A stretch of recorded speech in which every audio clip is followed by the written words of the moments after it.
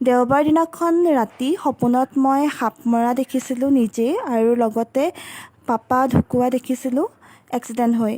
এতিয়া কথাটো হ'ল 2016 চনতে পাপা ঢুকাইছে। আজি প্ৰায় 10 বছৰে হ'ল পাপা ঢুকুৱা। তেনেকৈ মই পাপাক প্ৰায়ে বাৰু সপোনত দেখিয়ে থাকোঁ, কিন্তু ঢুকুৱাও দেখিছোঁ আগতেও, আৰু সিদিনাখনো মানে এক্সিডেণ্ট হোৱা দেখিলোঁ আৰু লগতে সাপ নিজে মৰাও দেখিলোঁ। তো সেইকাৰণে বহুত বেছি ভয় লাগিল।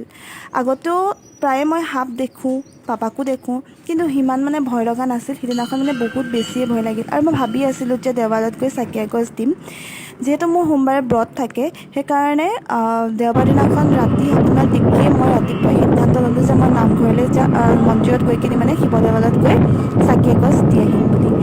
আৰু সেইমতেই দেওবাৰ দিনাখন ৰাতিপুৱাই গা পা ধুই ঘৰতো ধূপ চাকি জ্বলাই আকৌ মন্দিৰলৈ বুলি গ'লোঁ।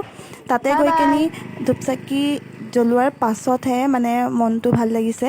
নাজানো ভাল নে বেয়া, শুভ হয় নে নহয়, তথাপিতো মানে চাকি গছ জ্বলোৱাৰ পাছতে মনটো আৰু অলপমান ৰিলেক্স লাগিছে।